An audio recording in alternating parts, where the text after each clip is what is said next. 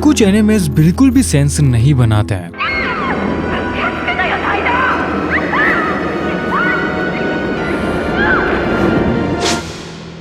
जैसे कि ये पैरानोया एजेंट, ये एक साइकोलॉजिकल सस्पेंस एनिमे है जिसे एक अवार्ड के लिए नॉमिनेट भी किया जाता है। लेकिन फिर भी इस एनिमे में दिखाई गई एक चीज की वजह से जापान इसे अपने यहाँ खुद तो बैन करता ही है, बाकी के कंट्रीज भी इसे अपने यहाँ दिखाने से मना कर देते हैं। तो आखिर इस एनिमे में ऐसा क्या था और सच में क्या इस एनिमे को देखना किसी के लिए भी हार्मफुल हो सकता है? सो आज हम इसी चीज का पता लगाने का ट्राई करेंगे।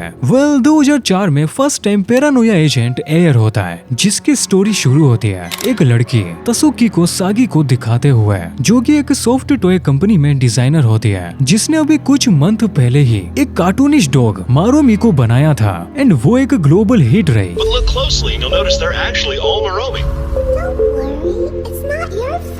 I'm standing in front of a record store. Look at this line. They're all here to buy the Moromi CD. The CD sold out in 20 minutes. Well, I've been standing in line since last night. इस toy को हजारों लोगों ने खरीदा और ये मारोमी नाम का टॉय इतना ज्यादा फेमस हो जाता है, इसके ऊपर और कई मर्चेंडाइज बनते हैं एंड एक एनिमे सीरीज भी। और इसी से तुम समझ सकते हो ये टॉय कितना ज्यादा पॉपुलर था। लेकिन कुछ टाइम बाद सागी की कंपनी उस पर प्रेशर बनाती है, अब उन्हें मारोमी से भी कुछ बड़ा चाहिए। बट यहाँ सागी को देखकर हमें क्लियर पता चलता है अब उसके दिमाग में कोई भी नया आइडिया नहीं है और इसी को लेकर वो काफी परेशान भी है, क्योंकि उसे अगर कोई भी नया आइडिया नहीं आया तो उसे अपनी जॉब से भी निकाला जा सकता है। और यही सब सोचते हुए सागी ऑफिस से अपने घर जा रही होती है। उसके ऊपर कोई अटैक कर देता है, जो कि एक छोटा लड़का था एंड उसके हाथों में एक गोल्डन बेड भी था।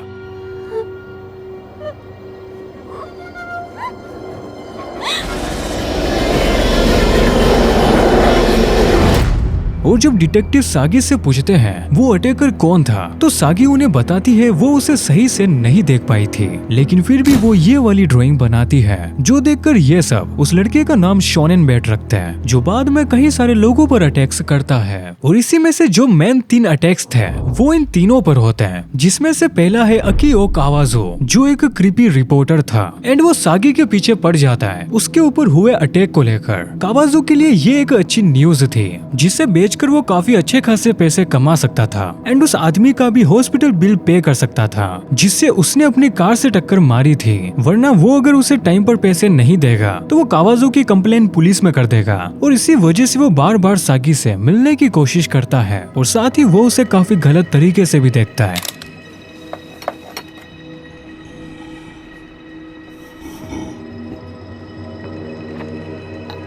एंड जब ये चीज सागी को पसंद नहीं आती है और उसे इस आदमी में कुछ गलत लगता है तो वो इससे दूर रहने लगती है। बट फिर भी कावाजो लगातार सागी का पीछा करता रहता है, जो देखकर सागी वहाँ से भागने लगती है और रास्ते में उसका रुमाल गिर जाता है, जिसे बाद में कावाजो उठाता है और तभी कावाजो पर अटैक करता है शोनेन बैट।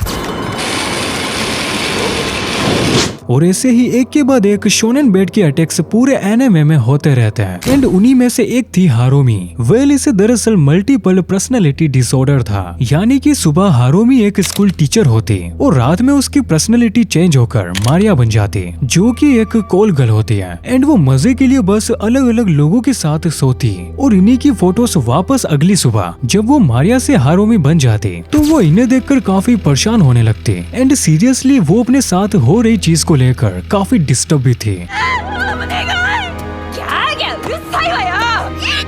और यही चीज उसकी आगे काफी ज्यादा बढ़ जाती है जब उसके ही स्कूल का एक दूसरा टीचर उसे शादी के लिए प्रपोज करता है। तो वो उस टाइम हाँ तो कर देती है, लेकिन अंदर ही अंदर उसे पता होता है जब उसके होने वाले हस्बैंड को पता चलेगा कि उसे एक मल्टीपल पर्सनैलिटी डिसऑर्डर है एंड वो रात में एक कॉल गर्ल मारिया बन जाती है, तो वो उससे शादी करने से मना कर देगा। तो इसीलिए वो अपने घर जाकर एक डिसीजन लेती है अपने घर से मारिया के सामान और कपड़े बाहर फेंकने का और खुद से बार बार कह रही होती है अब उसे अपनी लाइफ में मारिया नहीं चाहिए। बट इसी के बाद से ही हारोमी पर मारिया की पर्सनैलिटी पहले से ज्यादा हावी होने लगती है, यहाँ तक कि हारोमी को ये तक लग रहा होता है मारिया अब उसकी कोई पर्सनैलिटी नहीं, वो इन रियल लाइफ एक पर्सन है जो उससे झगड़ रहा है। और इसी टाइम हारोमी पर अटैक होता है, जो कि फिर से शोनेन बैट था। और इसका जो अगला टारगेट होती है वो जस्ट एक टीनेजर थे तेइको हिरोकावा और इसके पिता का नाम था मसामी हिरोकावा, जो कि इस एनिमे में एक करप्ट पुलिस ऑफिसर होता है।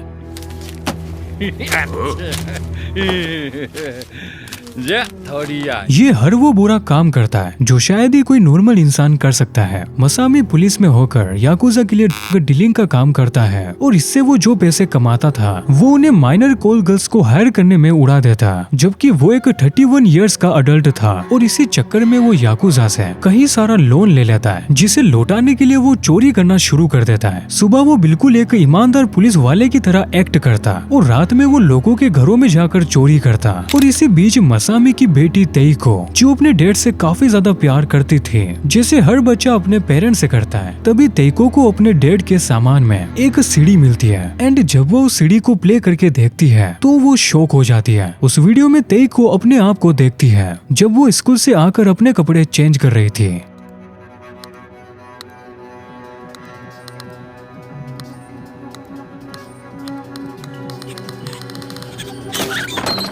ऐसे तेइको को पता चलता है हर रोज उसके डैड उसकी एक न्यूड वीडियो बनाते थे जब वो अपने कपड़े चेंज कर रही होती थी, और इसी के बाद वो उस कैमरे को ढूंढ कर तोड़ देती है।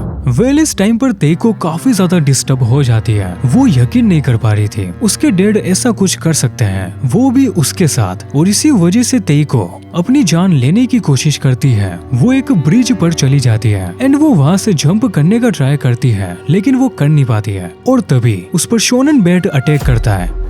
अब तुम्हें खुद भी काफी ज्यादा कंफ्यूजन हो रही होगी, आखिर ये शोनन बैट है कौन और ये लोगों पर ऐसे अटैक से क्यों कर रहा है। वेल मैं तुम्हें बता दूं, शोनन बैट दरअसल ये लड़का मकोतो कोजुका है,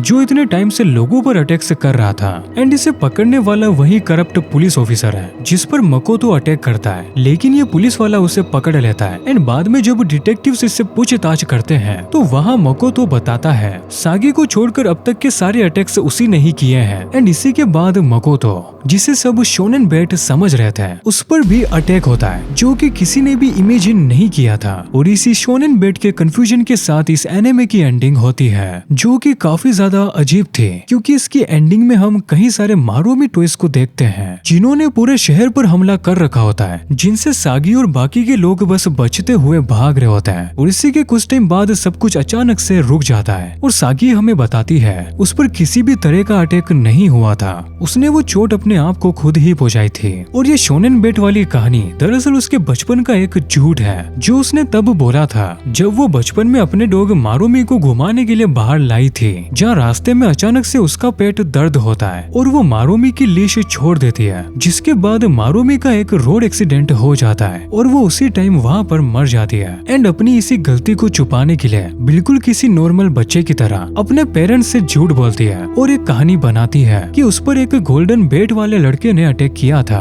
और इसी वजह से मारुमी का रोड एक्सीडेंट हो जाता है। एंड अपने डॉग की याद में ही वो आगे चलकर मारुमी का टॉय बनाती है जो कि काफी ज्यादा पॉपुलर होता है। एंड ऐसे ही ये एनिमे यहाँ पर खत्म हो जाता है, जो कि फर्स्ट टाइम देखने वाले को बिल्कुल भी समझ में नहीं आता है आखिर ये एनिमे ऐसा क्यों है। तो फैंस इस पर अपनी अपनी थ्योरीज बनाने लगते हैं और जब उन्हें ये थ्योरीज भी पसंद नहीं आती है तो वो इस एनिमे को डेविड लिंची के फिल्मों से जोड़ने लगते हैं। आई मीन डेविड लिंची एक ऐसा डायरेक्टर था जिसकी मोस्ट ऑफ दी मूवीज सिर्फ उसके सपनों पर बनी है, बिल्कुल क्लूलेस। और फैंस पैरानोया एजेंट को भी कुछ वैसा ही समझने लगते हैं और इसीलिए सतोशी कुन, जो कि इस एनिमे के डायरेक्टर एंड राइटर भी है, वो मीडिया के सामने आकर अपने एक इंटरव्यू में बताते हैं पैरानोया एजेंट दरअसल एस्केपिज्म के बारे में है कि कैसे जब हम छोटे हुआ करते थे और जिस दिन स्कूल नहीं जाने का मन होता था तो हम पेट दर्द का नाटक करते थे और स्कूल जाने से बच जाते थे। 例えば小学生が学校に行きたくない時にお腹が痛くなる法則とठीक वैसा ही सागी भी करती है। बचपन में अपने डैड के गुस्से से बचने के लिए वो उनसे झूठ बोलती है और जब वो बड़ी होकर मारुमी की वजह से फेमस हो जाती है एंड उस पर पूरी दुनिया की नजरें थी कि अब वो मारुमी से भी बड़ा हिट टॉय क्या बना सकती है और ऊपर से उसकी कंपनी का प्रेशर तो था ही, तो वो फिर से बचपन वाला झूठ बोलती है कि उस पर किसी गोल्डन बैट वाले लड़के ने अटैक किया था। एंड अगेन वो फिर से इन सारी चीजों से बच जाती है और यही सेम चीज हारुमी, कावाजू और तेको के साथ होती है। जब उन लोगों को कुछ भी समझ में नहीं आता है कि सिचुएशन से कैसे निकले। उन पर मकोतो शोनेन बेट बनकर अटैक कर देता है, जो भी खुद ऐसी ही सिचुएशन से गुजर रहा था। जब डिटेक्टिव्स मकोतो से पूछते हैं आखिर उसने लोगों पर शोनेन बेट बनकर अटैक क्यों किया, तो वो उन्हें एक बुक में पढ़ी कहानी सुनाता है एंड बताता है कि कैसे वही सेम चीजें उसकी रियल लाइफ में हो रही है, जबकि इन रियलिटी ऐसा कुछ भी नहीं था। वो बस पागलों की तरह लोगों पर हमले किए जा रहा था। और जब डिटेक्टिव्स उसे रियलिटी समझाने की कोशिश करते हैं तो वो इन सारी चीजों से काफी डर जाता है, जैसे सागी डरी थी बचपन में। और मकोतो खुद शोनेन बेट को इमेजिन करता है और अपने ही दिमाग का एक विक्टिम बन जाता है। और ये चीज बिल्कुल वैसी ही है जैसे रियल लाइफ में लोग स्ट्रेस से बचने के लिए करते हैं, गेम्स खेलकर, स्मोकिंग और ड्रिंकिंग करके। वो इन सब एडिक्शन के थ्रू अपनी मुश्किलों से एस्केप करने का ट्राई करते हैं। वेल, ये तो था एस्केपिज्म का एक छोटा एग्जांपल। इसी का एक्सट्रीम वर्जन सतोशी कुन ने पैरानोया एजेंट में दिखाया है, जहाँ कैसे छोटे छोटे बच्चे अपनी तकलीफों से बचने के लिए सुसाइड करते हैं। और इन्हीं बच्चों के अराउंड इस एनिमे में कई सारी न्यूडिटी भी है, जो कि एक स्ट्रॉन्ग रीजन था जिसकी वजह से जापान ने इसे अपने यहाँ डेली एयर करने से बैन कर दिया और उन सारे एक्सट्रीम सीन्स को भी कट कर दिया जिनसे लोग इंस्पायर हो सकते थे। और इसी के बाद पैरानोया एजेंट का एक क्लीन वर्जन जापान अपने यहाँ लोगों के लिए अवेलेबल करवाता है। और यही वजह थी बाकी कंट्रीज भी इसके फुल वर्जन को अपने यहाँ बैन कर देती है और बस लोगों के देखने के लिए एक सेंसर्ड वर्जन था, जिसे आज भी तुम क्रंची रोल पर देख सकते हो। वेल, ये तो था पैरानोया एजेंट। अगर तुम चाहते हो मैं ऐसे ही किसी और एनिमे के बारे में बताऊं तो तुम मुझे कमेंट बॉक्स में कह सकते हो। बाकी अगर तुम्हें ये वाली वीडियो पसंद आई है तो मुझे यकीन है कि तुम्हें ये दोनों एनिमेज भी अच्छे लगेंगे।